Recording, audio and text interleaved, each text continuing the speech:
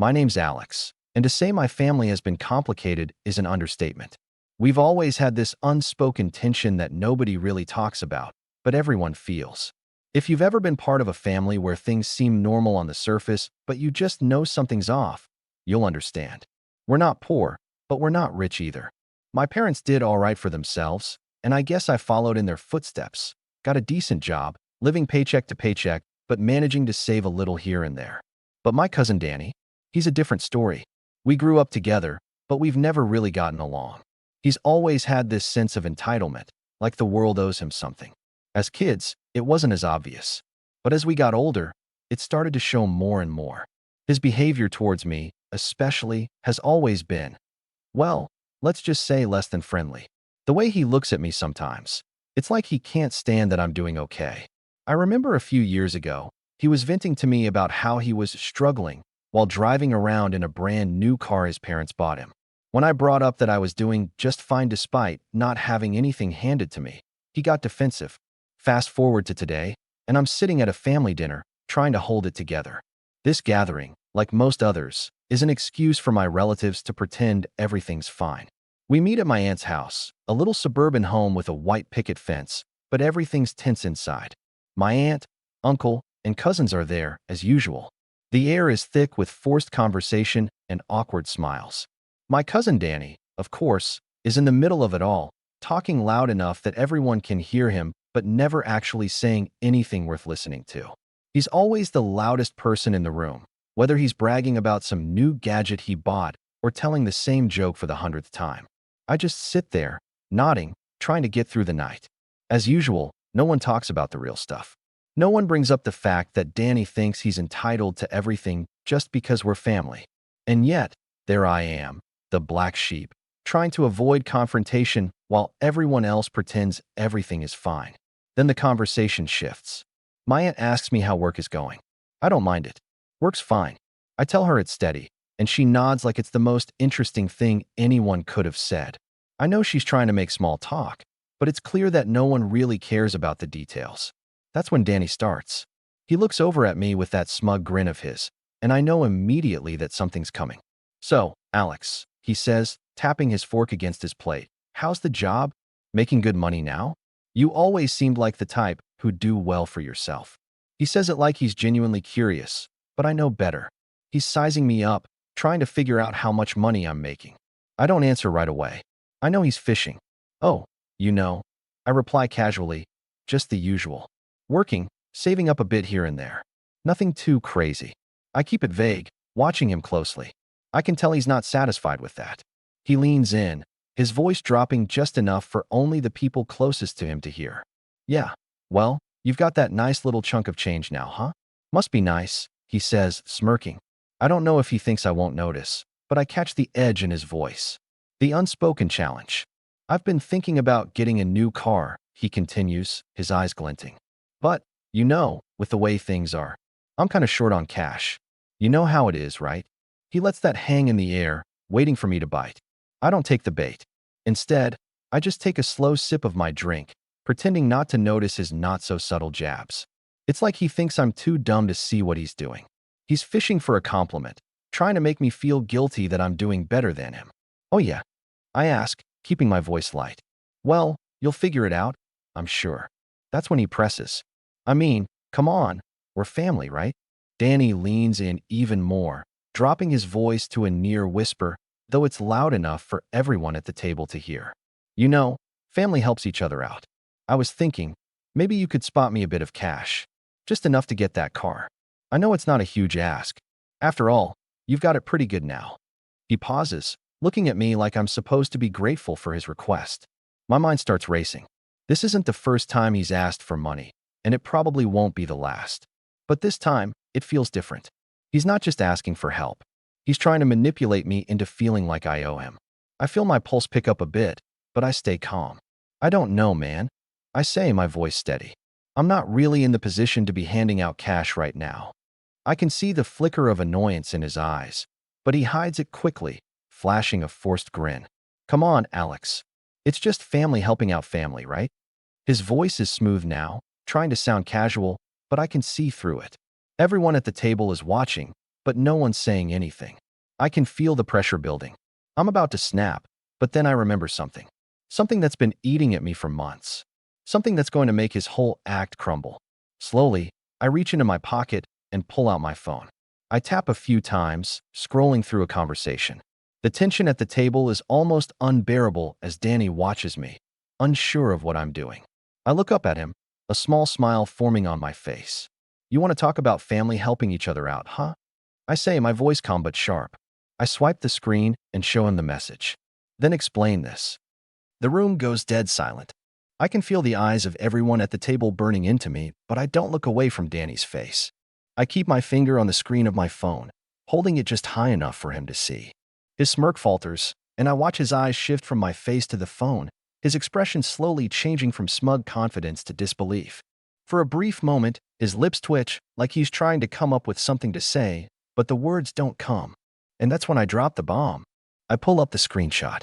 It's a text message from a few months ago, one I had almost forgotten about until recently. A message from one of my friends, someone who was clearly fed up with Danny's behavior. The message reads, "Danny's been talking trash about you again. Told everyone you're just a broke loser who's lucky to have a job." Beneath that, there's another message, a bit more cutting. He says you're not even worth asking for help. But hey, I guess he'll only talk to you when he needs something. I watch as Danny's face goes from pale to completely drained of color. I don't even need to say anything. The text says it all. My cousin stammers, trying to keep his cool, but it's clear that he's not sure what to do. He clears his throat, his voice shaky. "Hey Alex, that's not." He cuts himself off when he realizes there's nothing he can say that will make this go away. The room remains silent, except for the quiet hum of the air conditioning and the faint clink of silverware on plates. Everyone is looking between us, and I can see the uncertainty in their eyes. No one has said a word yet. My aunt, who's usually the peacemaker in the family, glances at Danny, then at me, her face tight with confusion. It's obvious she has no idea what's going on, and I can see her trying to piece together the situation in her head. Danny, still trying to save face, forces out a weak laugh. "Look, it's not what it looks like, okay? But he doesn't finish. His voice falters as he looks at the phone screen again, like he's finally starting to process how badly he's been caught. He shifts uncomfortably in his seat, his eyes flicking around the table. His expression is a mix of embarrassment and frustration, but I'm not letting him off the hook. "That's funny," I say, not bothering to hide the sarcasm in my voice. "I didn't realize family talked behind each other's backs like that. But hey, maybe I'm just overreacting, right?" I let the silence stretch for a few more seconds, watching Danny squirm under the weight of his own lies. I don't even have to look at anyone else. I know that they're all thinking the same thing. The worst part? My aunt is starting to piece it together. She looks between us and then at Danny, her face slowly changing from confusion to concern. "Danny, what is this?" she asks softly. "What's going on?" I don't answer for him. I just let the silence hang in the air, letting the truth settle. Danny opens his mouth again, trying to speak, but no words come out. He's running out of excuses, and everyone at the table is starting to see him for what he really is. The smug, entitled attitude he's carried for years is starting to crack, and for the first time, I'm not the one in the hot seat. But then, just as I think I've got the upper hand, my uncle speaks up. All right, let's just calm down. Everyone's a little on edge, okay," he says, trying to defuse the situation. But I can see it in his eyes. He doesn't really believe Danny, not anymore. There's something in the way he glances at me now, like he's trying to figure out whether this is a family problem or if it's deeper than that. Danny, sensing the shift, looks to my uncle for backup. "Dad, this is ridiculous," he mutters. "Alex is just trying to make me look bad in front of everyone. I was just asking for some help, like any family would. This is blown way out of proportion." He's scrambling now, trying to manipulate the situation, but it's too late. The cracks are starting to show. I stand up, placing my phone face down on the table. "I'm done with this conversation. I'm not making you look bad, Danny," I say coldly. "You're doing that all on your own." I turn to my aunt and uncle, my voice steady. "You want to know what kind of family helps each other out? A family that doesn't talk behind each other's backs, a family that doesn't manipulate each other when they're in need. That's the kind of family I thought we were." Danny's face is burning red now, and I'm sure he's regretting ever trying to pull this stunt. I can see it in his eyes, that moment when he realized I wasn't going to back down, when he realized this time he wasn't going to get away with it. He shifts uneasily in his chair, unable to look anyone in the eye. And just before the tension reaches its peak, I make my move. You want money so badly? I say, my voice cutting through the silence. Then explain this. I reach for my phone again, ready to show him exactly what I've been holding back. But I'm not showing him just another screenshot. This time, I'm pulling up something else, something that'll be the final nail in his coffin. I slide my phone across the table, face up, the screen glaring in the dim light of the dining room. The weight of the moment is palpable, and I can feel the tension growing thicker with every second. Everyone is holding their breath, waiting for the next move, even Danny, who looks like he's seen a ghost. I let the phone rest on the table, not saying a word. The text message on the screen is loud and clear. It's a message Danny had sent to one of his friends a week ago. Can you believe Alex actually thinks he's better than me? This guy gets a little bit of money and acts like he's some big shot. I wouldn't trust him with $1, let alone give him any help. I'll just keep playing the victim card. Family will always come through when you need it. The words hang in the air like a slap. Everyone stares at it, the silence suffocating. Even my uncle, who's usually the peacekeeper, sits back in his chair, eyes wide, not sure how to process this. My aunt's face is a mix of disbelief and shock, her hand trembling slightly as she reaches for her wine glass. Danny's face turns ghostly pale, his hand shaking as he reaches out to grab the phone, but I pull it away just in time. You want to keep pretending you're the victim, Danny? I ask, my voice steady, but there's a coldness to it now that cuts through the room. You want to keep playing the family card? Or should we talk about how you've been trash-talking me behind my back, calling me a loser to your friends while trying to suck up to everyone else when you need something? The blood drains from his face. His lips part, but no words come out. His entire posture is deflated, his usual arrogance gone, replaced by something I haven't seen in years, vulnerability. And I can tell by the way his eyes dart around the table that he knows he's lost this round. The room is dead silent now, save for the soft clinking of my aunt's glass as she sets it back down with a shaky hand. My uncle looks at Danny, then back at me, then back at Danny.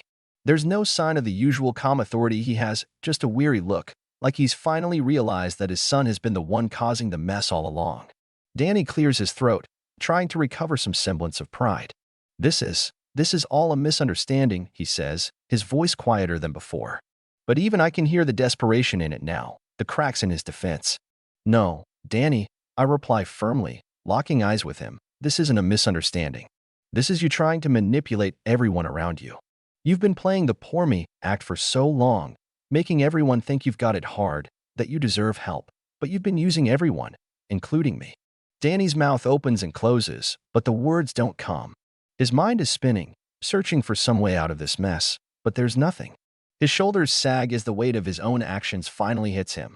The arrogance, the manipulation, the lying, it all catches up to him in this one moment. But I'm not done yet.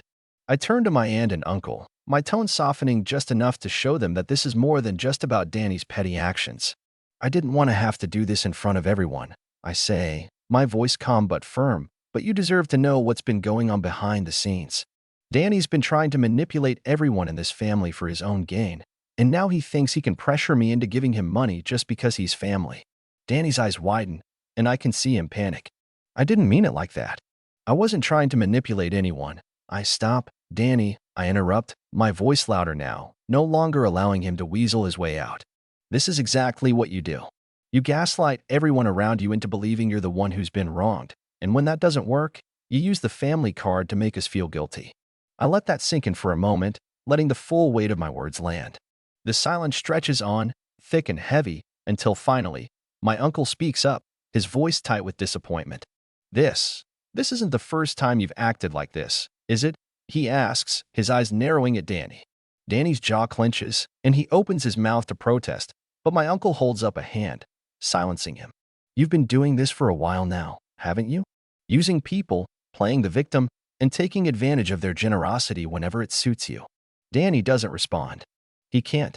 My uncle's words hang in the air, the final nail in the coffin of Danny's carefully constructed facade.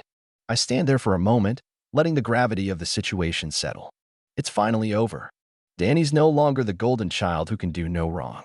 I can see the cracks in his armor, and they're only getting bigger. But before he can respond, my aunt looks at me, her eyes softening. Alex, I didn't know any of this. I'm so sorry. We should have noticed sooner. Her voice trembles, and it's clear she's struggling to reconcile the son she's known with the person standing in front of us now. Danny shoots her a desperate look, but she doesn't meet his gaze. She's seen enough. I can feel the eyes of everyone on me now, and for a moment, I wonder if I've gone too far. But then I realize, no, this needed to happen. It was long overdue. Danny's not going to get away with this, not anymore. And if that means making him face the consequences of his actions in front of everyone, then so be it. The silence lingers, but now, it's not uncomfortable. It's expectant. The tension in the room is palpable, and I know this moment is one Danny will never forget. But there's one more thing I need to say, one last thing that'll make sure he understands the full weight of his actions. Just remember, Danny, I say, my voice low, family doesn't help each other by taking advantage of one another. It's about respect, honesty, and not pretending to be someone you're not when you need something. I wait for him to respond, but there's nothing left to say. The ball is in his court now, and I've made sure everyone here knows exactly who he is. But then my aunt speaks up again, her voice softer now, more apologetic. We're going to need to talk about this later, Danny. All of us. The words are final, and I know that whatever happens next, nothing will be the same. But for now, I let the weight of the silence linger. Danny finally pushes his chair back, standing up abruptly. His face is flushed, eyes wide with a mix of frustration and humiliation. He glares at me one last time, but the fire he once had is gone. It's replaced by something more painful, realization. He knows he's lost, and there's nothing he can do to fix it now. Without saying another word, he storms out of the room, slamming the door behind him. The house seems to exhale a collective breath, as if the tension in the air has been lifted. My aunt and uncle sit there, stunned into silence, processing everything that just unfolded. Alex, my uncle begins, his voice still thick with disbelief.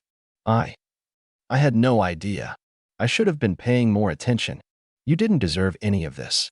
I nod, my chest tightening just a little. I don't expect anyone to know everything, Uncle Mark. But it wasn't just about the money. It was the way he's been treating me, manipulating everyone around him, thinking he could get away with it just because we're family. It had to stop. My aunt sighs, her hands trembling as she wipes her eyes. I'm so sorry, Alex. I didn't see it before. I'll make sure we talk about this, really talk about it, when Danny calms down. This family can't keep going on like this. I nod again, my gaze lingering on the door where Danny had exited. In that moment, I realize this won't be the last time this conversation comes up. But for the first time in a long while, I feel a sense of relief. It was a brutal confrontation, but it was necessary. The dinner was over after that.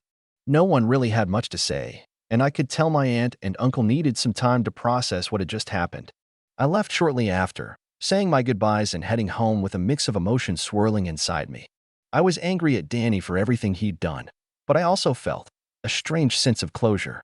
In the days that followed, I didn't hear from Danny. I knew it was probably best that way. He needed time to process the fallout from his own actions. But what really hit me was how the rest of the family started to treat me. It wasn't just my aunt and uncle who were grateful for what I did. It was my cousins, my other relatives. They reached out with messages of support, thanking me for standing up to him. It felt good to know I wasn't alone in this. That I had the support of the family who'd seen what Danny had been doing behind the scenes. As for Danny, he eventually reached out, but it wasn't to apologize. He wanted something. Of course, it wasn't money. Instead, he wanted to manipulate the situation again, trying to convince me I was the one who had gone too far. He said the family would never be the same after what I did. But honestly, I didn't care. I didn't need to fix everything for him. What I did wasn't about him. It was about finally standing up for myself and showing that I wouldn't let him walk all over me anymore. Things aren't perfect. I haven't heard from him much since that last attempt, and I'm fine with that. It's not easy dealing with someone like Danny, but I've made it clear that I won't be a doormat. I'm just relieved that, for the first time in a long while, there's a sense of peace in my family. And that's the way it stands now. My question to all of you, what would you have done in my situation? Did I go too far? Or was this something that needed to happen? Let me know your thoughts, because honestly, I'm still processing everything too.